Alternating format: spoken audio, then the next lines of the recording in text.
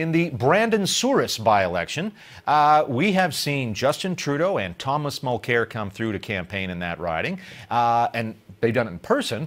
Now, normally, sitting prime ministers do not campaign in by-elections, and that's why we haven't seen Stephen Harper in person in the riding. But that said, Harper is now making his own pitch to Brandon Souris voters. A signed letter by the Prime Minister is circulating the campaign scene in the Manitoba riding, and in it, the PM criticizes both Justin Trudeau and the Liberal candidate Rolf Dinsdale.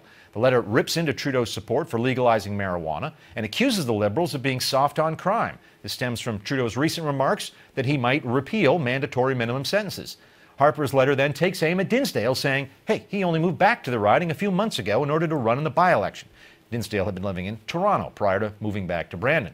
Harper says he needs that Conservative candidate, Larry Maguire, in Ottawa to help with his government's work.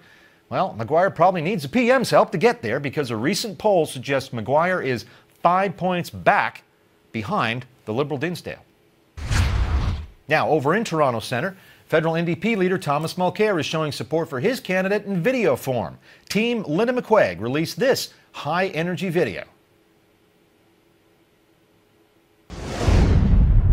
Listening to people, going to every door in the riding saying, you want change?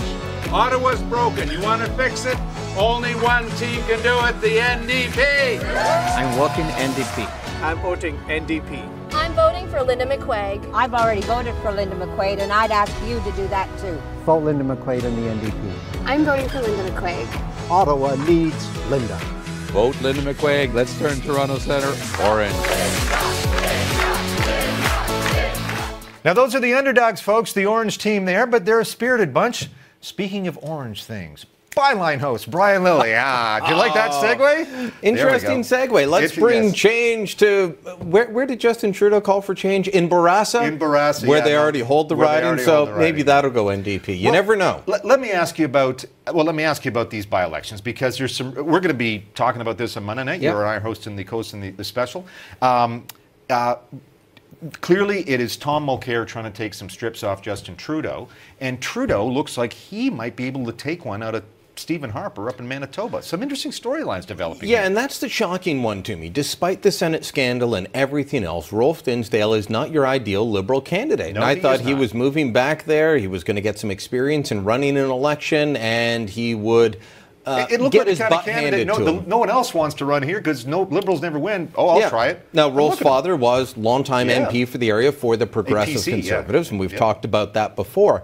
But if the Conservatives at this point need to have the PM send in a letter saying these are all the things Justin Trudeau will do, it shows that they're not in good shape. They should have been just pointing to Rolf Dinsdale and say, he lives in Toronto, he's in a punk band. Have you heard the songs this boy sings? Have you heard fairly objectionable? Yes, I mean stuff that we cannot talk about. Right. We could not say the lyrics on air. Even Ezra Levant, we know pushes the envelope around here. He probably can't get away with some of those. So I mean that should be shocking to people, especially when you do get into the content and you just point out to things like that. I mean, a parachuted candidate in, whether it's Linda McQuaig or Rolf Dinsdale, often leads local voters. You mean Chrystia Freeland? Or sorry, yeah. Yes, exactly. Chrystia Freeland or Rolf Dinsdale. It leaves people with a bitter taste in their mouth.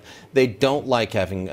voters don't like having things taken for granted. That's what, if there's a common denominator on what we might see in Toronto Centre and maybe in Brandon Souris, is I think voters don't like to be taken for granted. And maybe Conservative voters are feeling a little bit that way in Brandon, that they haven't got the love and attention they feel the party HQ has manipulated things on the Conservative side. There was a fight on the Conservative side for the nomination. It did not go well. Yeah. That's led to some bad blood. We'll see if this letter, I mean, the PM is pointing out that investments in the Brandon YMCA and Skate Plaza, Highway 10. This is the Prime Minister of the country, folks. Very specific on local investments in this letter. And also, as we say, pointing out that going on. Some people are saying the PM shouldn't be campaigning. Yeah, I was going to ask you about this. I mean, Chrétien never did, I don't believe. I'm trying to think of I can't recall Mulroney ever in by-elections. I don't know if it happened. But you and I weren't covering politics full-time back then. Just at the end of, the last couple of months of Muldoon's sort of time. But in any event. But it's why is it such a rare thing that the PM shouldn't campaign in a by-election? The other leaders are. The other leaders are? Why not? And the Conservatives have a good track record in by-elections. People tell me, well, then the Prime Minister will wear the results of the by-election, and governing parties don't do well. Well, governing party is has done very well in by-elections. These guys have stolen several in by-elections That's right. while they've been the governing party, which is odd.